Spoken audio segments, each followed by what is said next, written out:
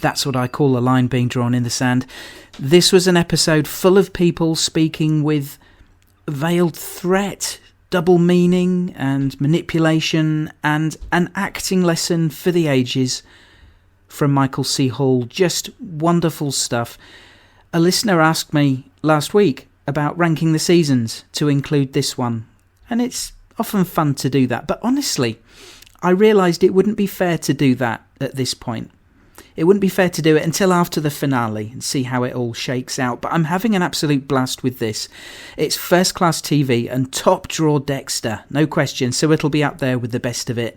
Welcome you lovely, lovely people. I'm Gareth, the remaining one, and you are listening to Dissecting Dexter, the world's longest running Dexter podcast. I'm talking to you from Yorkshire, England, where we are in our fourth or fifth separate heat wave of the summer. You know I don't like the high heat, and the countryside, the farmers' fields, people's gardens, they're all desperate for rain. I shouldn't moan too much. We'll soon be into the colder months, the Burr months, as my mother-in-law calls them. And I'll be wanting it warm again. But that's us Brits, fickle with our relationship with the weather. But of course, you've not tuned in to hear me talk about the weather. I know that. We are dissecting Dexter Resurrection, and we do it spoiler-free. I've not seen any future previews or synopses of what's coming up. I don't have an inside track. I know as much as you do, so you know you can listen and not get spoiled. If you enjoy the podcast and want to support in some way, you can do it for free by leaving a review and or rating on whichever podcast platform you use, and it really helps. I do have a Patreon page for listeners who want to support in more of a financial way and help me pay the podcast bills. www.patreon.com/dissectingdexter is the place to go, and you can support me there from as little as £2 a month. There are different reward tiers, but all supporters there get ad-free podcasts and my eternal gratitude. Check out the Patreon page, please, for full details, and my thanks go to everyone who supports me there, with extra special thanks to my higher tier supporters, Nick, Phil, Des, John, Jennifer, Kelly and Ryan, and thanks to my newest supporter this week, Mike. Alright, let's dive into this week's episode. So I should just say what I'm doing here this time is, as I alluded to last week, I've got some holiday coming up. I'm away most of this coming week, which presents a logistical problem for my usual recording, podcasting schedule. So I have done a rewatch of this episode extra quickly so that I can get this review podcast out there, give you something to mull over and chew on before I have an opportunity midweek to look at your feedback. So anything you send in, I will be taking a look at probably Wednesday next week. All right, let's get on.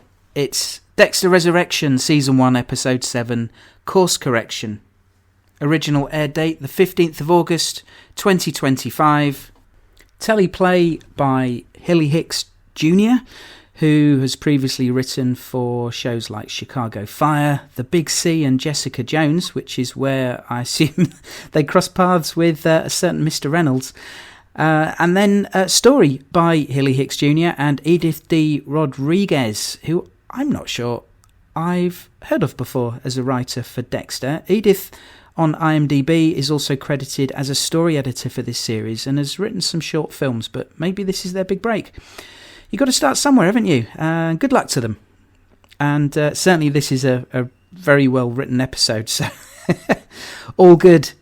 The director is Monica Raymond, who also deserves a lot of credit for helming this episode. I think it's excellent. Let's dig in.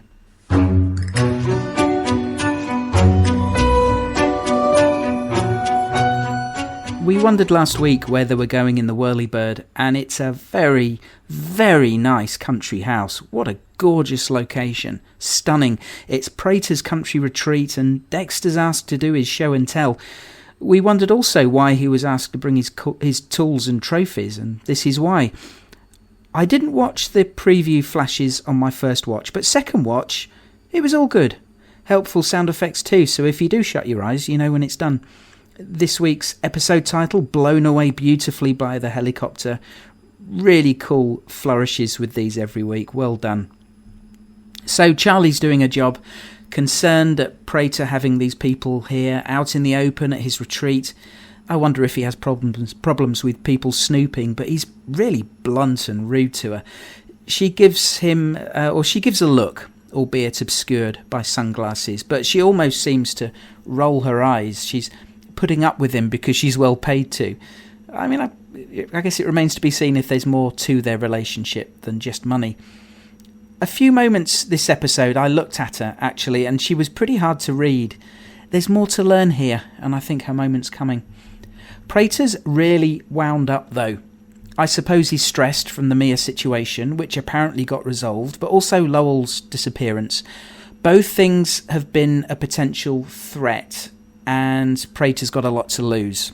He's also lying to the group about Mia, saying she took her own life. We know Charlie paid someone to help with that, and there's still a tiny nagging voice somewhere in the nether regions of my head that it maybe was faked, but Prater knows full well that he told Charlie to take care of it, so he's faking it here, pretending to be shocked by Mia's suicide.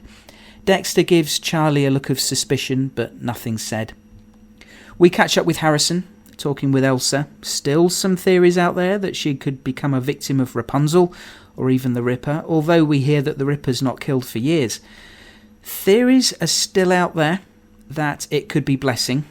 We talked about this in detail last week, but if he is, it is plausible that without his mother, he can't keep a lid on his darkness anymore and starts killing again. Anyway, Harrison surprises us. We knew he was considering college, but not just that, he's looking at criminology and becoming a police officer, the family business, the other family business. Good for him making plans, though. He arranges with Dexter to join him to look around a college. Can't help but wonder if Prater prevents him from making it. It is a cliche, isn't it? TV dads end up looking bad because they can't get to the ballet show or some choir recital or the big hockey game. You know how it goes. Back at the retreat, Dexter's looking with envy at the cold cuts. Prater reminds us that Red's meant to be a vegan, and you may or may not know that Michael C. Hall is a vegan in real life. As am I. I believe that Michael went vegan after his illness, but here Dexter very quickly takes the opportunity to plate up some meat, and I thought an actual vegan would never just do that. But this is Dexter. He's always been a carnivore, so it's funny he just drops that part of the charade for his stomach. Of course he would.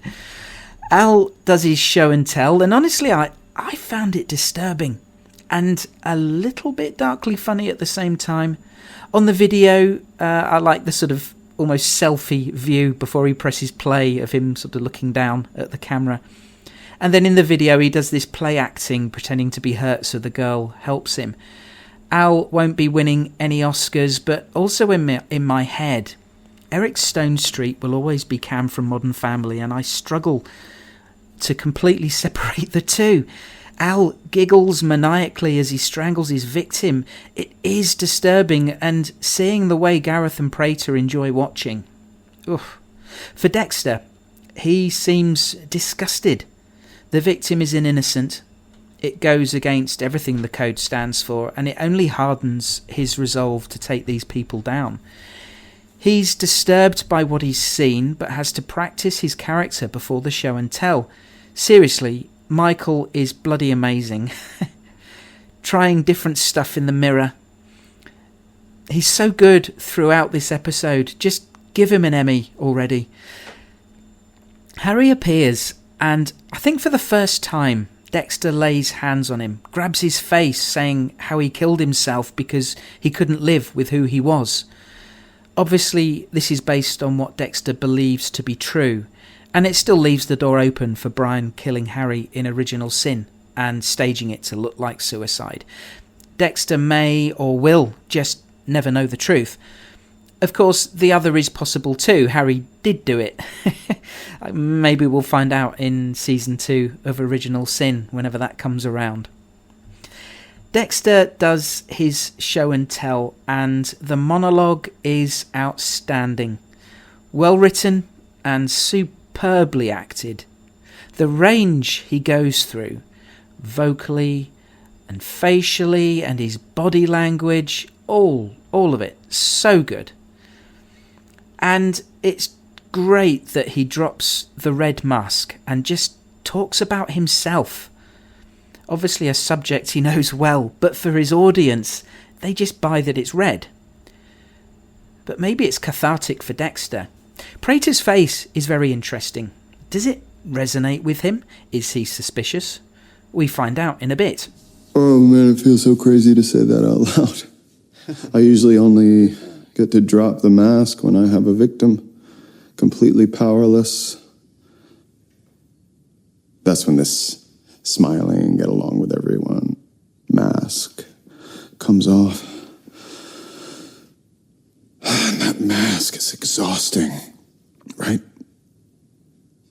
It's like this guy, Red Schmidt, is constantly managing the dark passenger, holding him back. But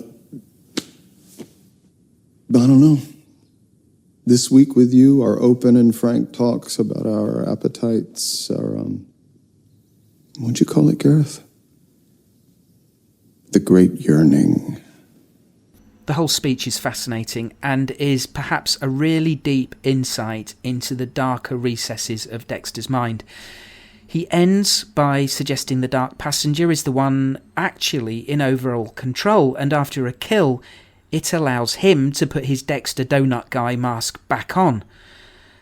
As always, Dexter's an unreliable narrator, of course, and still feels the passenger will always be there, needing to be satiated. And that may be true, but perhaps he has more control than he gives himself credit for. He went several years not killing between Season 8 and New Blood. That's a long time. So, given the right circumstances, maybe he can do it. Part of this whole thing is manipulation of his audience. He needs to be convincing and talk in a way that rings true. Empathy and understanding even for his fellow murderers. Empathy from Dexter, now there's a thought. But it feels like he's being completely honest here, talking about himself in a way he's maybe never expressed out loud before. It's a stunning scene in so many ways. Prater looks at him and it feels like he's regarding him with a new respect, through new eyes maybe. Like he thought he knew who Red was, but actually realises now he had no idea. He underestimated him. Charlie too, she comes in halfway through and listens with interest, and I wonder what she was thinking. Gareth! He's the Gemini killer. Meet the guy voted most likely to become a serial killer in his high school yearbook. You're listening to Dissecting Dexter. I'd rather not. Batista is still trying to convince Wallace about Dexter. He's suspicious about Mia's death. We hear that the CCTV cameras went off just before her death. We do learn of a mistake from Dexter, perhaps an unavoidable one in the circumstances. Her fingerprints were on all her trophies except Foster's watch, and we know why, but it's a niggling detail for Wallace. Batista asks for access to DMV records, so we know how he finds Dexter later on. Back at the retreat, they're eating lunch, and Gareth says some things that are laced with hidden meaning. There's a hint of suspicion about how things have been going wrong lately, and what's different? And Dexter feels like it won't be long before the finger of suspicion points firmly in his direction. He's summoned by Prater, and the two have a very interesting private chat in a quiet corner of the gardens, and it's another really well written scene. Prater was actually really taken with Dexter's presentation in spite of Gareth criticising the lack of details about the actual kills, and we learn a lot more about Prater himself and where he came from. So his parents died in a car crash. He was a child in the back. Mum and Dad didn't die right away, but didn't last long, and he watched them die, powerless to help. Sounds a little familiar? The driver of the other vehicle, which was a truck, the guy was drunk, and he was out to cause some hurt, cause some damage. He intended to cause a crash, and we learn not for the first time in his life. So, like Dexter, Prater became an orphan at a young age, also watching his parents die at the hands of another, and he had to process everything by himself, and fascinatingly, to do that, he reached out to the driver, Cooper Morris, who ended up in prison. Morris, it turns out, seems to have been a bit of a psycho in his own right and had no remorse. Dexter again shows a dark kind of empathy, recognizing some common ground. I'll never forget sitting in the back seat watching my parents die. First my father, and then a few minutes later my mother. We all have trauma that we can't escape. Even if we bleed and scar, we never really heal. No, but I wanted the details. I wanted to know what he was thinking when he first saw me in that wreckage. He saw himself, a powerless bystander in a cruel world, and it scared him. Trapped in a metal box with dead parents sounds familiar. Only when I confronted my mother's killer, he wasn't sitting across a prison table. He was lying on my kill table. Dexter suggests Morris was manipulating Prater back then, taking advantage of him being a child. The way Prater responds, you can see the damaged man there. It comes through in Dinklage's performance. Well done. He's incredible again in this episode. The damage to Prater was done back then, and I wonder if he's never had any professional help to deal with his trauma. And so he made it his mission to understand what makes killers tick, why they do the things they do, how they feel when they do it. But it's very unsettling to hear him talk about the man who went out of his way to kill his parents. Like they were friends, there's almost a kind of fondness. Very unsettling to me. It adds a dimension to Prater that we've not seen before, and fleshes out this pivotal character. I like it. Cut to Batista, and he's got Dexter's address and meets Blessing. Oh dear. Again, his dialogue is multi-layered. Somehow Dexter manages to fit in wherever he goes, as we know. But I said the other week that this could partly be because Dexter is naturally very likeable, or he's learned to be. Obviously, you can say he's learned over the years. He's assimilated positive behaviours from watching the people around him, seen how to fit in and act like people you expect you to act. He's seen what people respond to, what people warm to. But honestly, I like the thought that this is what comes naturally to Dexter, an authentic part of his personality. I don't like to think of him as an empty, emotionless husk at his core. I don't think he is. So this episode, it just keeps on giving, and we have a bloody brilliant scene between Dexter and Gareth. Literally bloody. Right away, Dexter tries to push his buttons, playing the "I know you're a twin" card. I mean, I gasped at him doing this at this point so soon.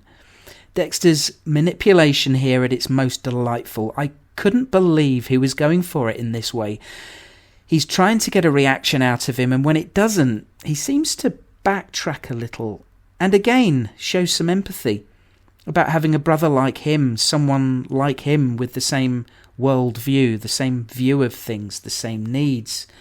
We get little flashes of Brian, and he says he rues how they were reunited so late. I don't know how true that is, though. If they'd met sooner, would the outcome have been the same? Brian was already on his own path, Dexter on his, and very much governed by the code, but I think Dexter's expressing some of his own genuine desires, this need he's had for the longest time to have a completely honest relationship with someone. The conversation is so delicious. It swings one way, then the other, then another. You think Dexter's trying to get a rise, then they seem to share some common ground, and then Dexter just sticks it in there and ups the ante, and we realise, yes, he really is trying to provoke an attack. We've developed a highly specific system for communication. You mean like leaving notes at bookstores?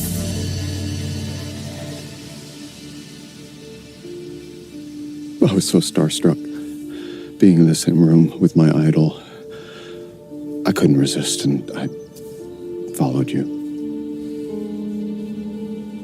I'm curious.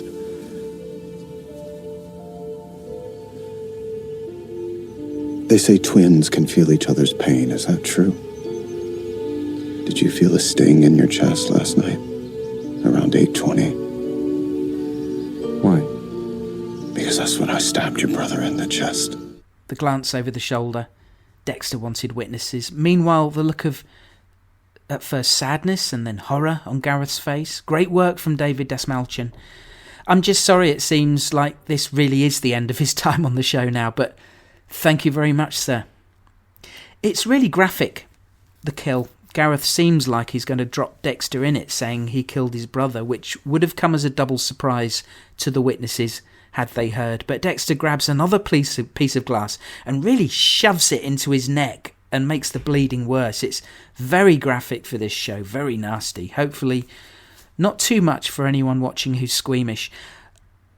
Call me weird, I would love a little bit more horror on the show personally, but that's just me as a horror fan. And obviously not everybody watches Dexter for the horror aspects. I mean, we're all invested for different reasons, but you know what I mean. And more horror, more graphic horror, would be a deviation from how the show's been all these years. But it's quite good that they use it sparingly, and when they do, it's more shocking for it. I think if they did it every week, we'd become a bit numb to it. Obviously, it's had its horror over the years, but not in-your-face graphically gruesome. Dexter pockets the piece of glass, and you know it's for making a slide later on. The others get there, and Dexter spins a yarn. He tells a story, and you can see it doesn't sit right with Charlie. She rightly points out, Gemini's whole thing is killing in twos. It doesn't make sense he'd just try to kill Red like this. She's smart. She dresses Dexter's wound. It's just the two of them there, but she doesn't express any more suspicions, although the way she emphasises very lucky could be interpreted in more than one way. They leave the retreat, and I hope Dexter would have made it back in time for Harrison. Obviously, he doesn't quite do it, but he does in the end. Prater mentions that this year's meetings will conclude with a final dinner. Now, hold that thought for later. Harrison goes to the open day at the college. He meets a girl in the lobby, Gigi. She's nice. We liked her immediately in my living room. They mentioned her wrist injury more than once. It's all strapped up, and I wondered why this was such a talking point. It made me a little suspicious, and I wondered if it's going to turn out that it was actually self-inflicted and she's just covering up with another story. She and Harrison seem to click, and her character is definitely more age appropriate. How is this going to play out, though? Is she going to make, if her wrist was self-inflicted, is she going to make another attempt? And Harrison's implicated in another death? I've no idea. Maybe I'm reaching. Maybe she's telling the truth about the injury, but it just seemed too prominent in the conversation to be nothing.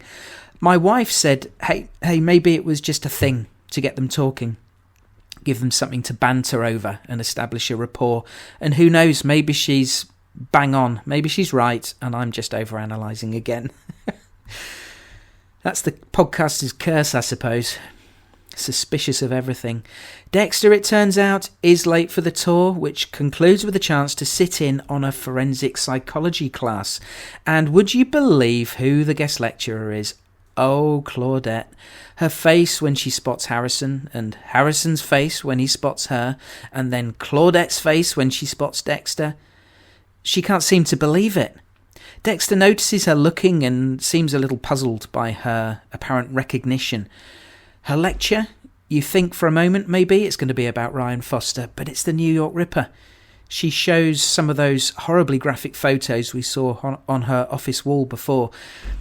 I suppose in a criminology course you need to be exposed to the awful stuff that happens, but these images were extreme. The victims look to be eviscerated.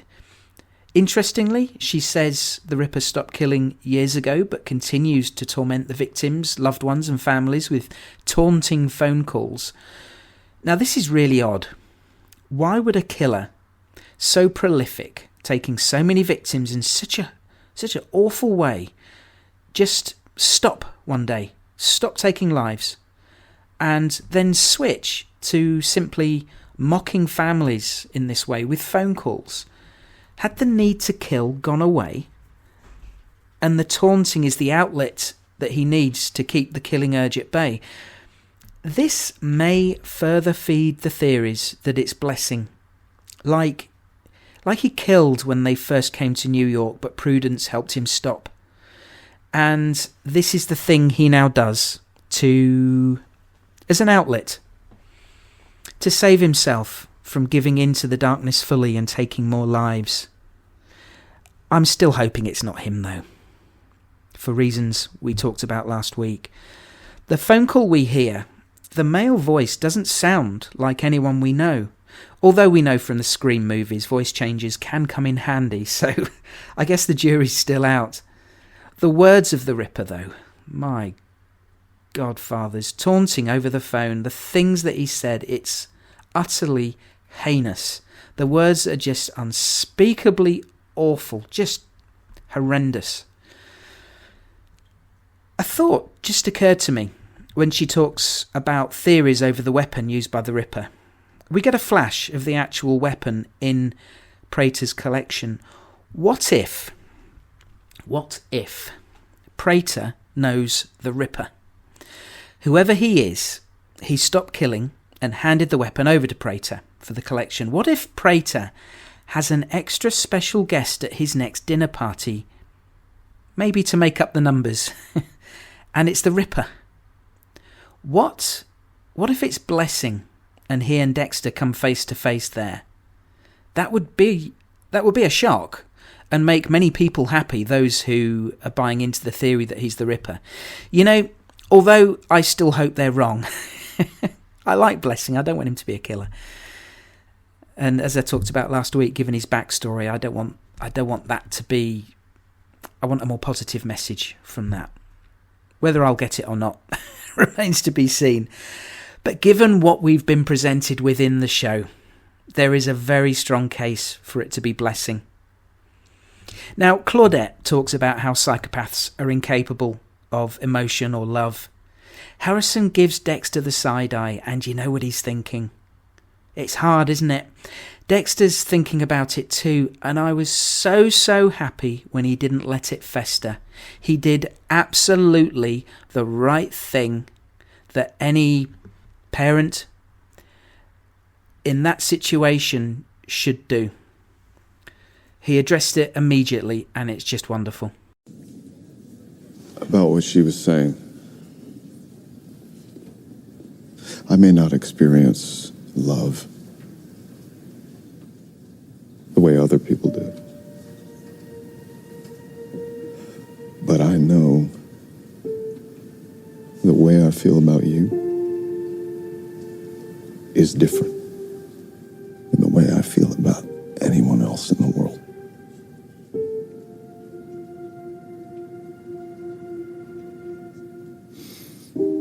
Thanks for that, Dad.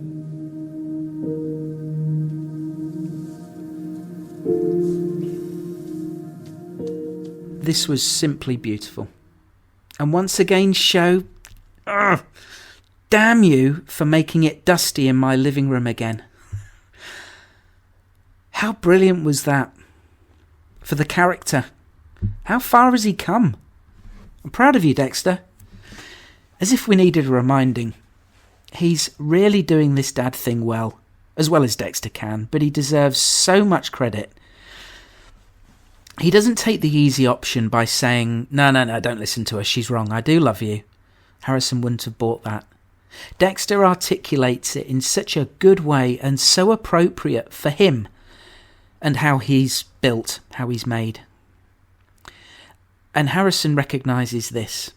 He knows this isn't easy for his dad, and the words he hears, he knows it's sincere and well meant and is as honest and close to the truth as Dexter can get. I love this moment. Really, really well done.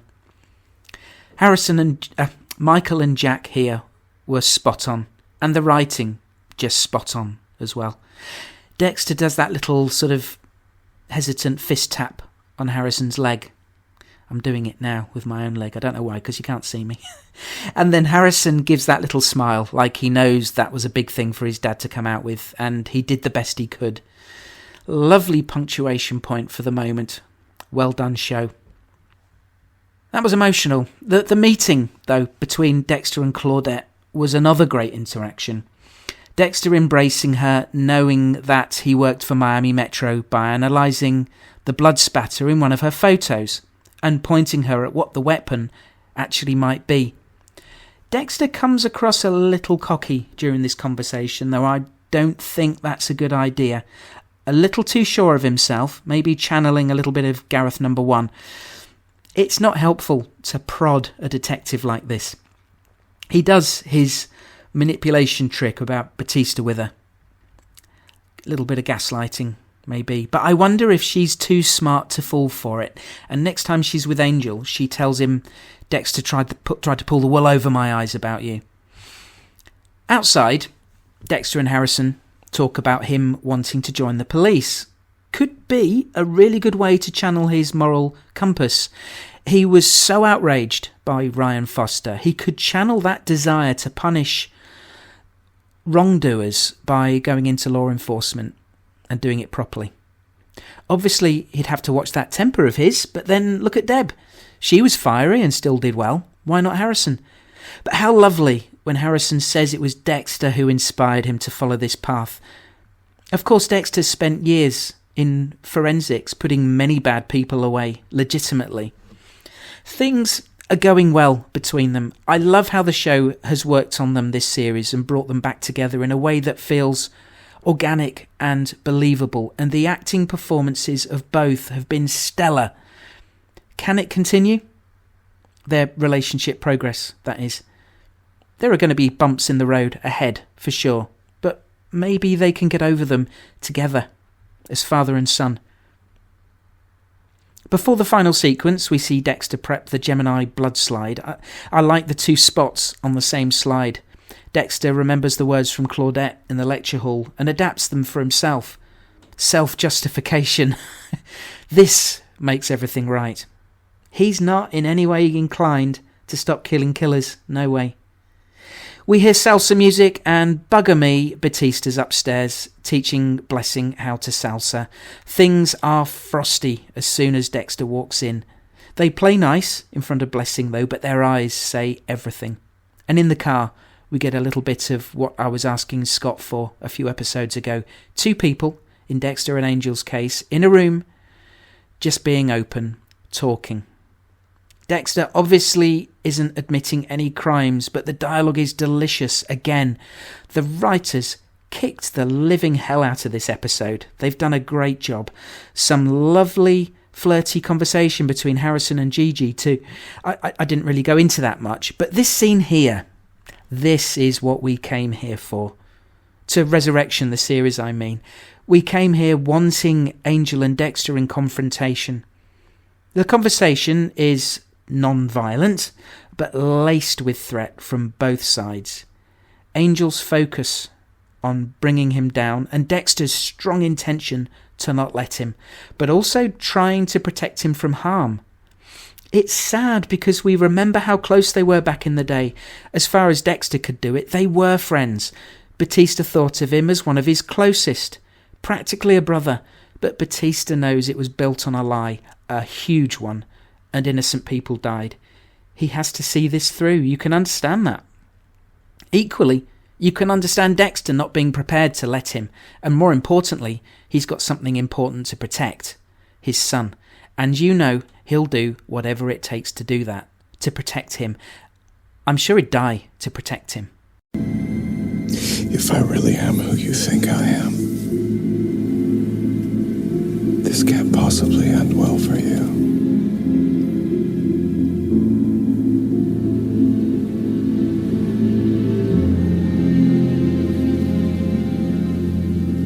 I'll take my chances, buddy. This is amazingly chilling. Dexter's face when he looks at Batista. There's the killer in his eyes. The threat. That black look scared me, and if it scared Angel, he didn't let it show. But Zaius is great here. His face shows sadness and a little resignation. I really believe that Dexter has no desire, none at all, to hurt Angel.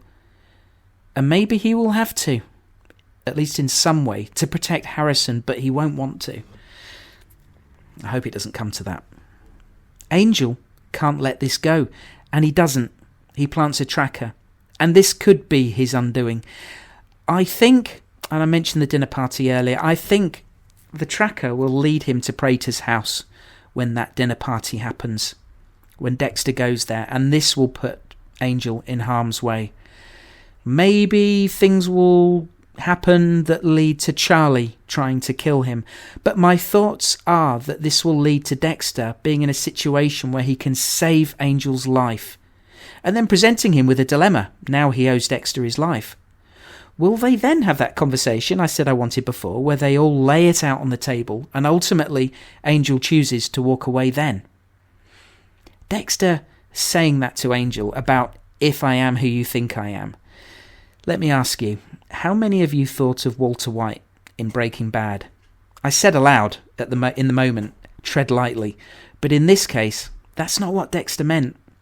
Pardon the swear, I'm going to do it, brace yourselves. What Dexter meant wasn't tread lightly, he means, if I am who you think I am, back the fuck off, go back to Miami and fucking stay there. Sorry, Mum.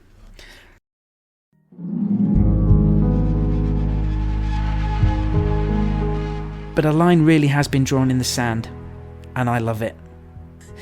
This show, wow. If they stick the landing in episode 10, this will be a fantastic season of TV, period. Never mind one of the best seasons of Dexter. The character development is so strong, and the writing so solid. We've got the acting performances. It's all so good. They were so right to just motor on out of Iron Lake as fast as their legs could carry them, because they had a much better story to tell in New York. This, my friends, is a pleasure to podcast about and break down with you. But for now, I'm going to leave it there and get this review out so you've got something to chew on. And as I said earlier, I can look forward to your feedback next week, probably recording Wednesday. And I look forward to hearing from you. As I speak, Kelly has already got in with her early thoughts. You too can by emailing dissectingdexter@gmail.com.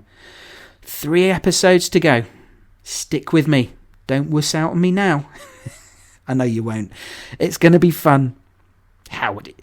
Unthinkable, isn't it, to back out now? I've got an exciting guest planned for after the finale. I won't say who just yet, in case something comes up and we can't do it. Because, stuff can happen. But something to look forward to. I'll just tease you for now. All right, I'm off. Quickest review podcast I've ever done, but I'll be back next week to look at your thoughts and theories. Until then, tread lightly, and we'll be dissecting some more Dexter together before you know it. Take care. Thanks for listening. Bye for now.